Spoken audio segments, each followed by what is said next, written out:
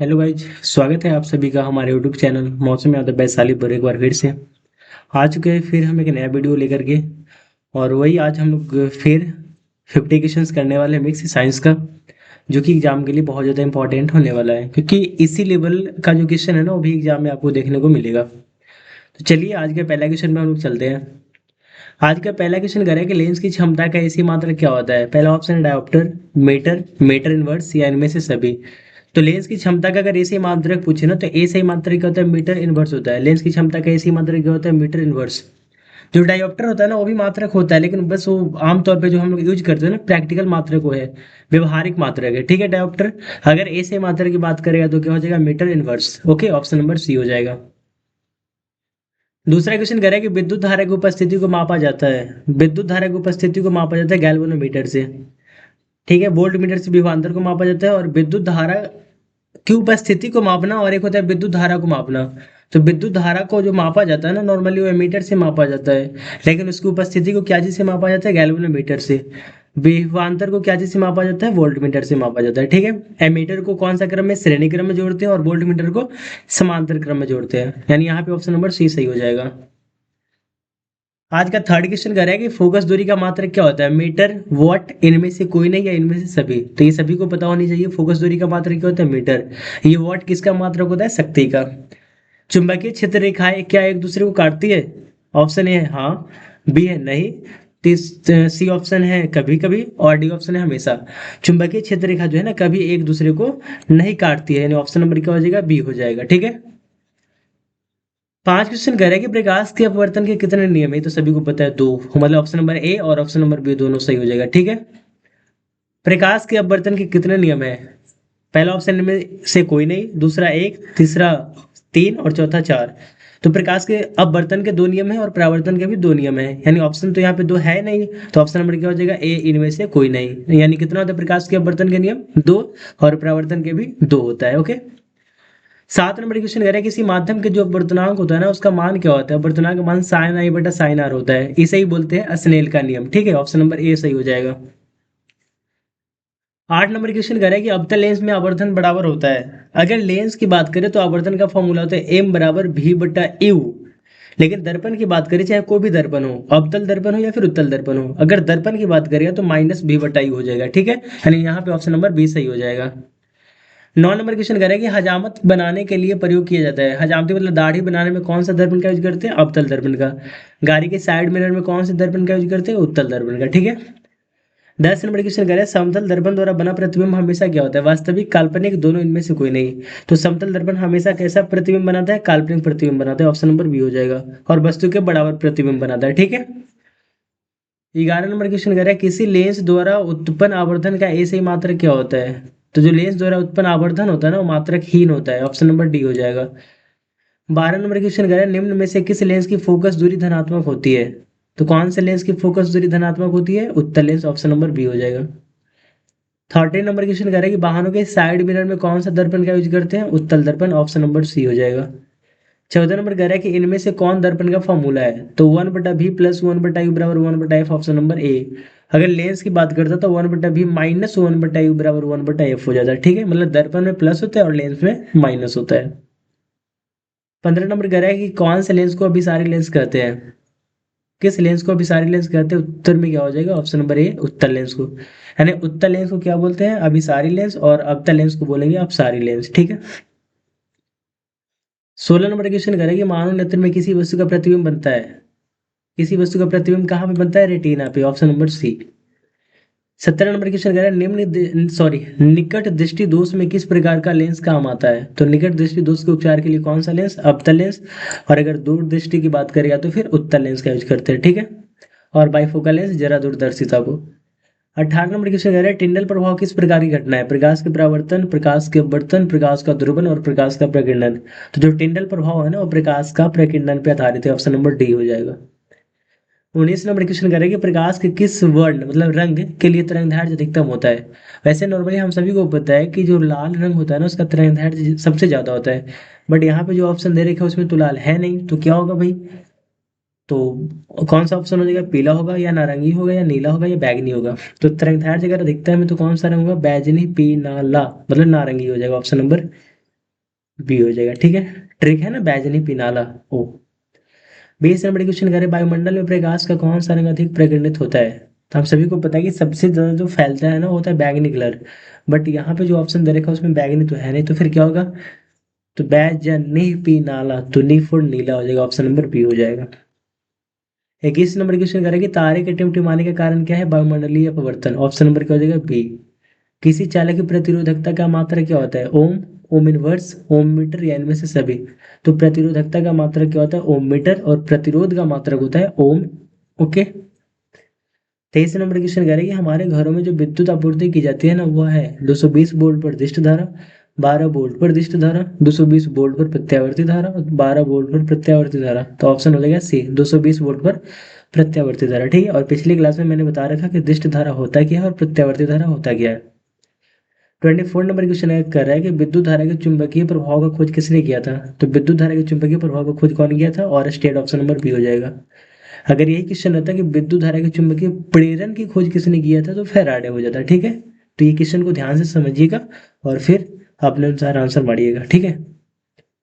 25 number question कह रहा है कि सिल्वर क्लोराइड का रंग कैसा होता है? तो सिल्वर क्लोराइड होता है ना, उसका रंग क्या होता है? श्वेत होता है, ऑप्शन नंबर ए हो जाएगा। सिल्वर का रंग श्वेत ही तो होता है ना। लोहे से जिंक को लेपित करने की क्रिया क्या कहलाता है? संक्षारण, गैल्वानीकरण, पानी चढ़ाना, या फिर विद्युत अपघटन? तो जब लोहे से जो है जिंक को लेपित करने की क्रिया क्या कहलाता है? गैल्वानीकरण, ऑप्शन नंबर बी हो जाएगा। 27 नंबर क्वेश्चन कर रहे हैं, रासायनिक अभिक्रिया के दौरान किसी पदार्थ में ऑक्सीजन का योग क्या कहलाता है? तो ऑक्सीजन का योग ऑक्सीकरण कहलाता है, और ऑक्सीकरण को क्या बोलते हैं? उपचयन, option number B. 28 number question करें, कोई विलयन लाल लिटमस को नीला कर देता है तो उसका पीएच मान क्या होगा? जब लाल को नीला करता है तो पता है अम्ल क्या करता है? नीला को लाल करता है। लेकिन यहाँ पे लाल को नीला कर रहा है मतलब कोई ना कोई क्षार ही होगा, और क्षार का पीएच मान क्या होता है? 7 से अधिक होता है। तो यहाँ पे ऑप्शन में 7 से अधिक कौन सा? 11, यानी ऑप्शन नंबर क्या हो जाएगा? डी हो जाएगा। 29 नंबर क्वेश्चन कह रहा है, निम्नांकित में कौन सा लवण है? HCl, NaOH, K2SO4, NH4OH। HCl मतलब हाइड्रोक्लोरिक अम्ल, तो ये तो एसिड है, अम्ल है। NaOH सोडियम हाइड्रोक्साइड, ये प्रबल भस्म है। K2SO4 ये है अम्ल, ऑप्शन नंबर क्या हो जाएगा? सी। मतलब जिसके लास्ट में OH रहता है ना वो क्या होता है? अम्ल होता है, सॉरी भस्म होता है, भस्म। तो ऑप्शन नंबर डी भी क्या है? भस्म है। तो ये क्या हो जाएगा यहाँ पे? ऑप्शन नंबर सी सही हो जाएगा। 30 नंबर क्वेश्चन कह रहा है, निम्न में से कौन अलग है? चूना पत्थर, खरिया, संगमरमर, प्लास्टर ऑफ पेरिस? तो कौन सा अलग है? Plaster of Paris. इसका फॉर्मूला क्या होता है? CaSO4 into half H2O। और ये किससे प्राप्त होता है? तो जिप्सम से, और जिप्सम का फॉर्मूला क्या होता है? CaSO4 into 2H2। ठीक है। 31 नंबर क्वेश्चन कह रहा है, निर्गत किरण और अभिलंब के बीच जो कोण बनता है ना उसे क्या बोलते हैं? निर्गत कोण, ऑप्शन नंबर सी हो जाएगा। आपतन कोण क्या है? तो आपतित किरण और अभिलंब के बीच के कोण को आपतन कोण कहते हैं। परावर्तन कोण क्या है? तो परावर्तित किरण और अभिलंब के बीच का कोण को परावर्तन कोण बोलते हैं। ठीक है। 32 नंबर क्वेश्चन करेंगे, प्रकाश का प्राथमिक रंग कौन सा है? नीला, हरा, लाल, इनमें से सभी? तो कौन सा हो जाएगा? इनमें से सभी। जब प्राइमरी कलर की बात करेगा ना तो एक ट्रिक याद रखिएगा जिसका नाम है नीहला। नीहला, नीला मतलब नीला, हरा और लाल। ये नीला, हरा, लाल क्या है? प्राइमरी कलर है। ओके, प्राथमिक रंग है, ऑप्शन नंबर डी सही हो जाएगा। 33 क्वेश्चन कर रहा है, निम्नलिखित में से किसे चाकू से काटा जा सकता है? लिथियम, कैल्शियम, आयरन, इनमें से कोई नहीं? तो क्या यहाँ पे ऑप्शन डी हो जाएगा? नहीं। माना कि सोडियम को चाकू से काटा जा सकता है लेकिन यहाँ पे ऑप्शन सोडियम में नहीं, इसका मतलब थोड़ी हो कि हाँ इनमें से कोई नहीं होगा। इसका आंसर क्या हो जाएगा? Option number A, lithium. Lithium को भी हम चाकू से काट सकते हैं। ओके। वायुमंडल में नाइट्रोजन की मात्रा कितना होता है? 20%, 50%, 78% और 0.03%। अगर नाइट्रोजन की बात करें तो कितना हो जाएगा? 78, 78%, ऑप्शन नंबर सी। लेकिन अगर ऑक्सीजन की मात्रा बोले तो फिर कितना हो जाएगा? 21% हो जाएगा। कितना हो जाएगा? 21%। ठीक है। 35 नंबर क्वेश्चन करेंगे, भ्रूण का विकास कहाँ पे होता है? अंडाशय में, गर्भाशय में, फैलोपियन नलिका में, या इनमें से कोई नहीं? तो ऑप्शन नंबर बी हो जाएगा, गर्भाशय में। 36 नंबर क्वेश्चन कर रहा है कि निम्न में से किसे रासायनिक दूत कहा जाता है? तो हार्मोन को क्या कहा जाता है? रासायनिक दूत, ऑप्शन नंबर सी। 37 नंबर क्वेश्चन कर रहा है कि प्रकाश का चाल सबसे कम कहाँ होता है? मैंने पिछले क्लास में ये भी बता रखा कि जहाँ पे अपवर्तनांक कम होगा ना वहाँ प्रकाश की चाल ज्यादा होगा, और जहाँ पे अपवर्तनांक ज्यादा होगा वहाँ प्रकाश की चाल कम होगा।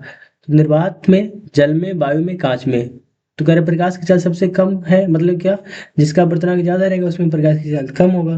तो अपवर्तनांक सबसे ज्यादा किसका होता है? कांच का होता है, क्योंकि कांच का अपवर्तनांक कितना होता है? 1.5।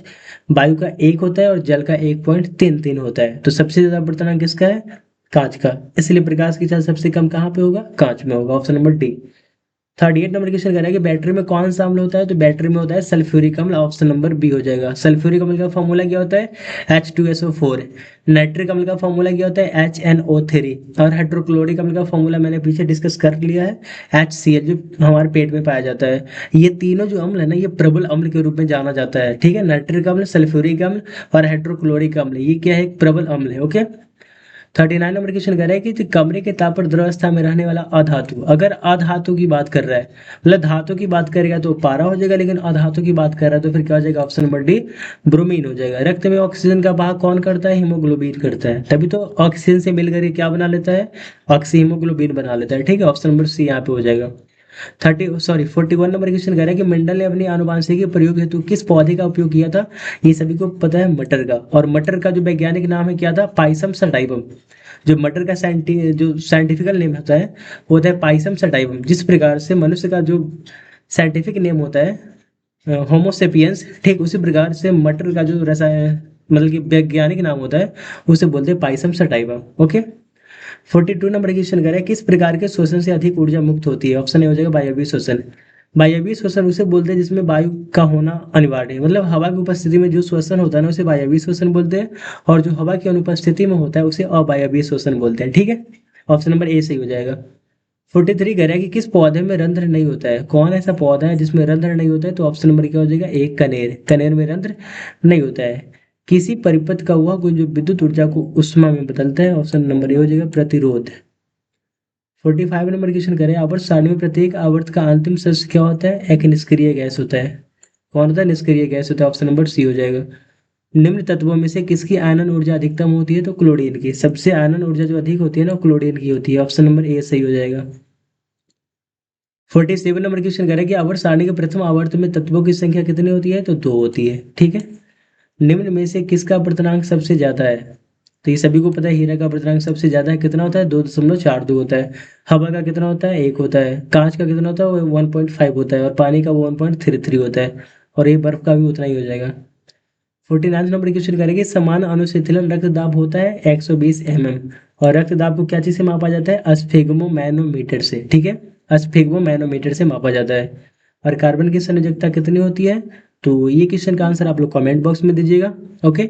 और कमेंट करके बताइए कि आज का सेशन कैसा रहा। और ज़्यादा से ज़्यादा शेयर करिएगा, लाइक करिएगा, सब्सक्राइब करिएगा। और एक प्लीज़ एक अच्छा कमेंट कमेंट बॉक्स में पिन कर दीजिएगा, okay. Thank you so much, love you, take care, bye bye.